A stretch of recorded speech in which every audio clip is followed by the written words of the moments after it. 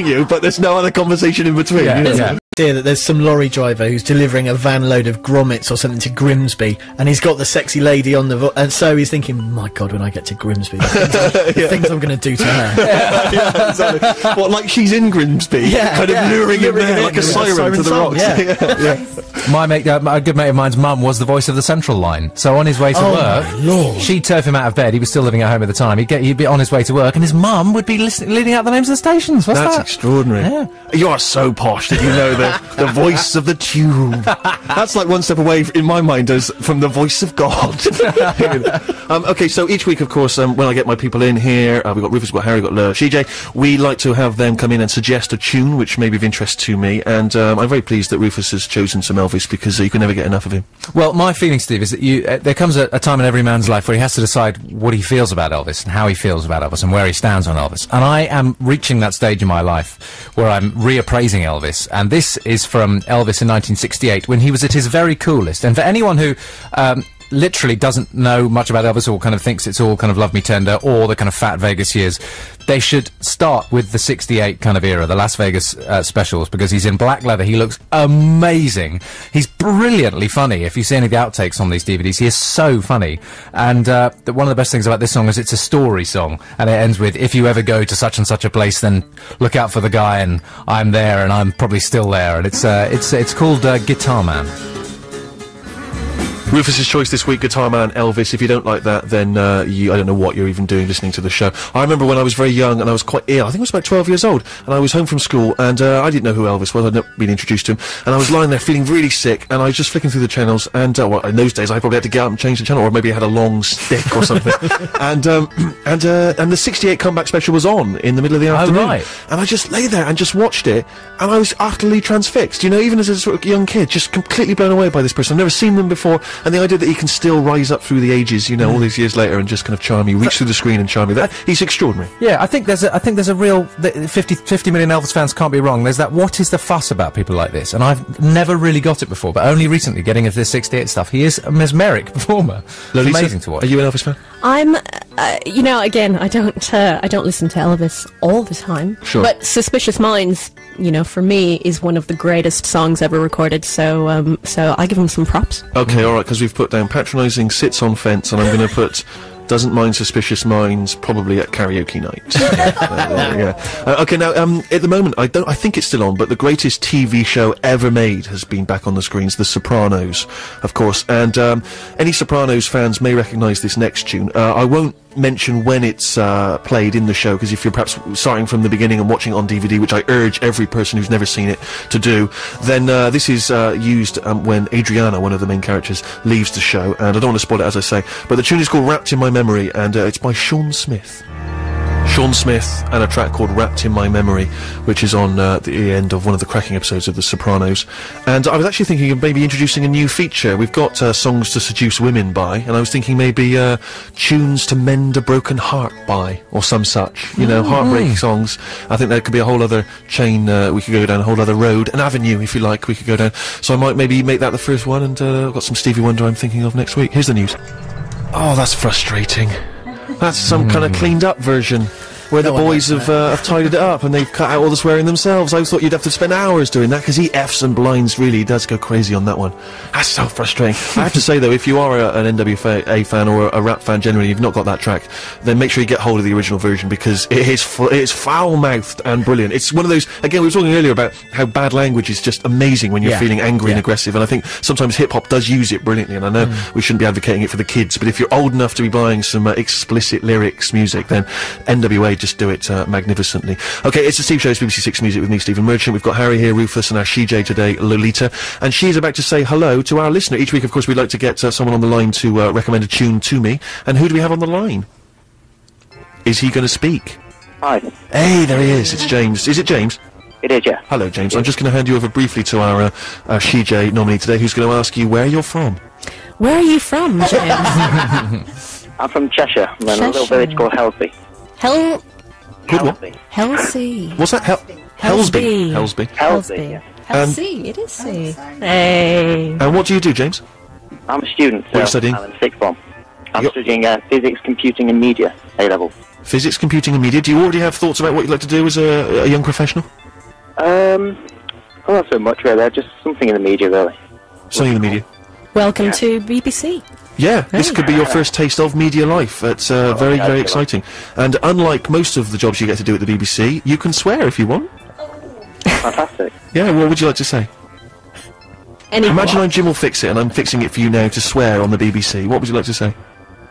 Can I say a couple of F words or? Go for it. Go berserk, Go mate. wild. That's a or something. That is beautiful. That was beautiful. Can I revise my favourite swear word? Because That was great, wasn't it? is a great one. Isn't it sort of? Doesn't it feel good to say that though? It does. How come this is okay on the BBC then? Well, because the show is pre-recorded, so it's not live, and we're able to bleep out any foul-mouthed words that we may utter. Well, you say we. Yes, exactly, absolutely right. It's not we, it's Jude, our producer. She has to go through painstakingly editing them all out, and it's just something there's a great liberation in doing that. So I'm pleased that you. There was a slight pause before you said it. Do you still live with your parents? Were you looking round to see if they were in the kitchen before you said it? Because I find that I can't swear in front of my parents. Oh, I do live with my parents. I'm 18, so I haven't moved out yet. But do you swear in front of them, or do you find you don't feel it's appropriate? Well, I try not to. But Sure, but I mean, would they object? Would they be stunned that you even knew such potty language? Steve, when your dinner's late, you've got to swear. Exactly, yeah. Okay, so James, what tune have you dug up for us? It's Shipwreck by Hot Club de Paris. Hot Club de Paris. Now, tell me a little about this song, can you, before we play it? Yeah, okay. It's quite a melodic, fast indie song. A lot of time changes. Quite good fun, yeah. That sounds good. All right, let's listen to Hot Club de Paris and the track Shipwreck. We'll come back. We'll give you our verdict after this. Stay there, James. Right. Hot Club de Paris and the track Shipwreck, the choice of our listener James. He's still on the line. James, you still there? I am, mate, yeah. Now, they're quite a new band, aren't they, Hot Club de Paris? Have you seen them live? How did you get in, kind of into their vibe? Liverpool and stuff, and when the album came out, I just picked it up and just kind of really loved it. Now, you're quite young. You're still, as you say, in sixth form. What's the way now that the youth of today are picking up their new music? You know, I'm still relying quite heavily on the free CDs that get given away on magazines. But what's the sort of way? Do you swap stuff at school, or is it kind of online? How does it work? Is it illegally stealing it from the web? Well, you've talked about MySpace music scene quite a lot in the show, and yeah, there's a lot of that, I think. But yeah, we still go to a lot of gigs, I think, and share CDs. Do you have a MySpace page? I do, yeah. Is there anyone under the age of 30 that doesn't have a MySpace page? Not to my knowledge, Steve. No, I don't think there is there? I really ought to get a MySpace. There was an illegal Steve Merchant MySpace page for a while. There was someone pretending to be me. I think I added you, Steve. Did you? Did you add me as a friend? Yeah, no, what was strange about it, though, is that they weren't being abusive or anything. You'd have thought if you're going to pose as someone, that you'd try and sort of somehow get something from it, but all they seemed to do was just promote the various products I had in the shops, which was very sweet of them. Yeah, it was really nice. Very kind of them. Yeah, but it was very strange, because I think I only had about sort of 16 friends, and I'm sure I looked on Coldplay or something, they had, 4 million. I thought, it's a bit like, that thing of, if you could go to your funeral, how many friends would show up? It's a bit like discovering that, it's not even my MySpace page. I like the way you set your benchmark as Coldplay. Yeah. I don't know why I chose Coldplay. I could have chosen U2. Well, listen, I enjoyed the tune, James, and I will get criticised by our more sort of pedantic listeners for not being familiar with Hot Club de Paris. But god damn it, I can't be across every bit of new music. But I've enjoyed Shipwreck, and I really appreciate you getting in touch, James. Thank you very much indeed. Okay, great, thanks. Thank you, mate. Cheers.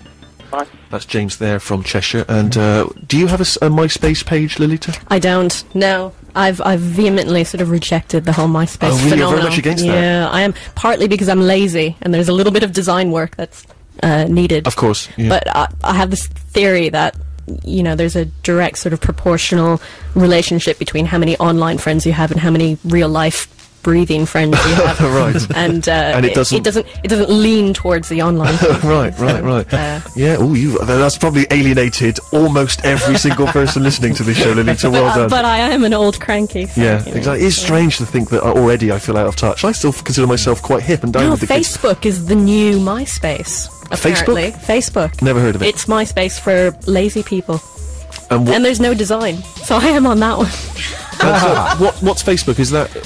How is it? I don't understand. Please help. It's it's social networking. And even just saying that, online social networking sounds a bit lame. I just don't get it. I have no idea. It's a bit like going to the pub then. It's on a computer and with no beer. In the virtual world. Sure. Okay. Good. Well, I don't have a MySpace page. I do use the internet. but it's largely for paying bills. That, I think, says a lot about my age. Thank you very much. Each week, of course, I also like to add a tune to our Songs to Seduce Women by CD. This is a seduction CD, if that's your bag. And there are so many Tim Buckley songs that I could choose, of course, but I've settled on this one because whenever I listen to it, I can always imagine that maybe some kind of groovy, long-haired, bead-wearing student played it, perhaps on an acoustic guitar in a bedsit in the early 60s, maybe late 60s, to sort of a hippie chick he just met, he just persuaded her to come back, and he played that for her, and you know what? They're still together. Oh. And all these years later, sometimes she says, "Get the guitar out, Dave," and he goes, "Do you know what, I will." And he gets it out and he plays this, and there's a little tear in both their eyes. Alright? That's why I've chosen it. Genuinely, there's no joke, I genuinely think. It's a sweet song, and I can imagine it being sweetly played on the guitar. Tim Buckley. From his second album, Goodbye and Hello, that's Tim Buckley and Once I Was. It's a Steve Show, BBC Six Music with me, Stephen Merchant. We're approaching our final tune, but we have had with us another CJ nominee, Lolita. Round of applause, please, for Lolita. She's coming, she didn't have to. And I have been eyeing the whole evening the bag that you have brought with us. Yes. Brought with you. What have you got there? Is I'm it, not beyond is it buying your love, basically. Perfect. All That's of you. exactly what I'd always hoped a woman would say. And so I brought gifts. Oh, okay, interesting. Very good. While you're getting at the gifts, is there? I've asked you many questions. Is there a question you would like to ask me? You've got, there's many people who would obviously be deeply excited about being in your position. I imagine. A question you'd like to ask me? One question. Yeah. What's it like to have all that money? Do you know what? Do you know what, though? Do you know what? It's not as much as you'd think it is, and that's a constant annoyance to me. It really is.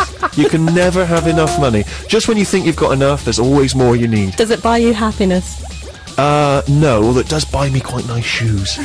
But no, money can't buy you love, but wow, do you want to tell us look, what you're handing out here? This costs nothing. Okay. Look, here you go. Thank you very much. This is beautiful, and this is what looks to me like a compilation CD. Compilation CD made with love. Everyone's unwrapping them now, so I'm feeling quite sort of 2 CDs. God, you know, 2 I know, CDs. a double album. Yeah. Well, the most exciting thing I've noticed for Harry is that there's some Rocket from the Crypt on. There is. My lord. Fantastic. I thought I'd put on a little something for everyone. And you're all wrapped. Looking at the... Fantastic. I've noticed something there by the Magnetic Fields. Yeah, that was excellent. Good. It's good. Some Sebadoh. Love the Sebadoh. This is excellent. Well, this is... Oh, my goodness me, I didn't even notice this side too. As we've got this in. Iron and Wine. Oh, man. Is this very interesting for those listeners out there? Listeners, you talk amongst yourself. Yeah, this is great. We're just going to enjoy this. No, this is very, very thoughtful of you. I really appreciate it. And, and is each compilation hand-tailored to each of us individually, or is it one generic one for all of us? Generic. Forget it. I don't want mine anymore. Okay. I thought I was special. Wait, but I've brought more. Oh, cool. A little styrofoam airplane. These are little model aeroplanes. From days gone by. I've got a Fokker. You can't believe that. I have actually got one. Well, this is really sweet. It really it does feel like the end of school now, doesn't it? It really does, or Christmas or something. And I apologise to you, the listeners. This must be interminable. We're having a nice time, so sod you. Listen, we have to go. We have to wrap it up because I want to try and get in as much of this David Bowie tune as I can. This is a classic number from his 1976 album Station to Station, and it's a track called Stay. That's all for this week. I thank Harry, I thank Rufus, and Ashide Lolita. Thank you very much indeed. Great work from you. Cheers. Check out the website if you obviously want to contribute a song or anything like that to the show. bbc.co.uk/6music. Stuart McConey is next with the Freak Zone, and we will see you back live in the studio next week. I will be wearing a fez. Thanks for listening.